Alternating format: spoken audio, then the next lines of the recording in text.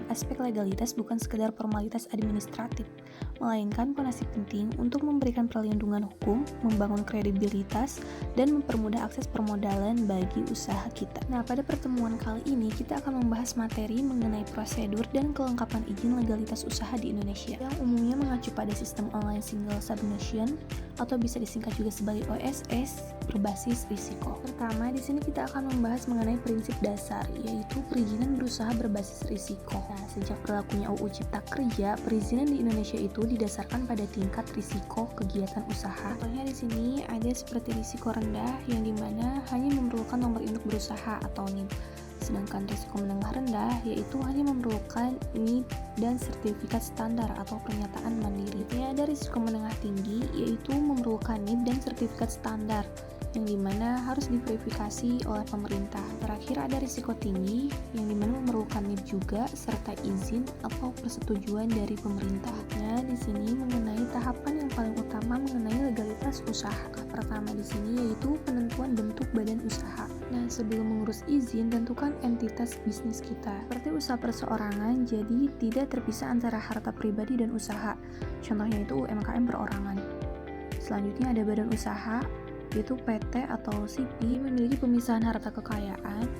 Contohnya itu PT perseorangan terbatas. Nah, ini bisa didirikan oleh satu orang, jadi PT perorangan. Langkah kedua selanjutnya yaitu pendaftaran di sistem OSS.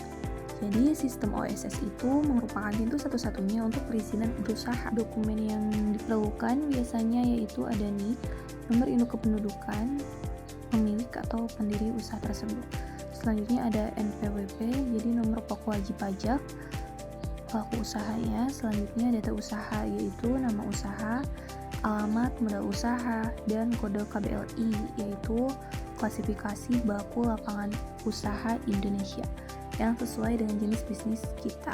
Terakhir yaitu dokumen legalitas dasar. Ini tuh opsional atau sesuai kondisi kita. Dokumen yang biasanya diperlukan seperti akta pendirian yaitu dibuat di notaris. Itu wajib untuk PT atau SIPI. Selanjutnya ada SK Kemenkumham yaitu pengesahan badan hukum. Dan yang terakhir ada NPWP badan.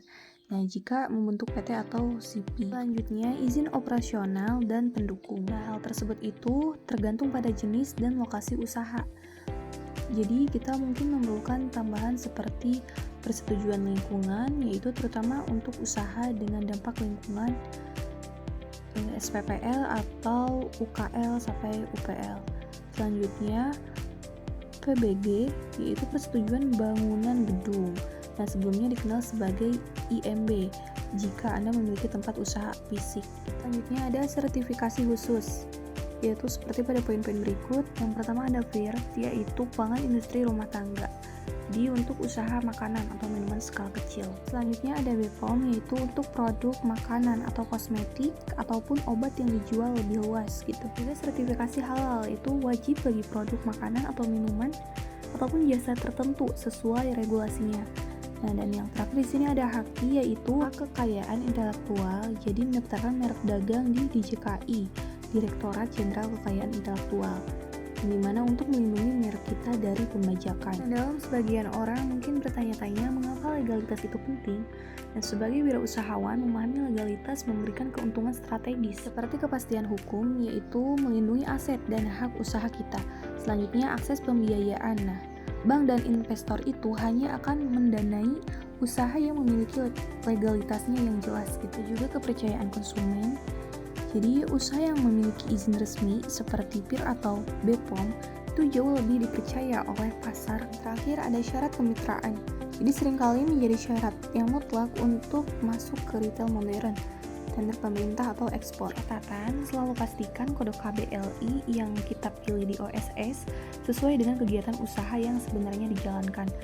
Karena hal itu menentukan besaran modal dan kewajiban izin lanjutan yang harus kita penuhi ke depannya gitu. Mungkin cukup sekian pembahasan pada materi kali ini. Mohon maaf apabila ada salah kata atau berkata. Terima kasih yang sudah menonton. Sampai jumpa kembali di video berikutnya. Dadah.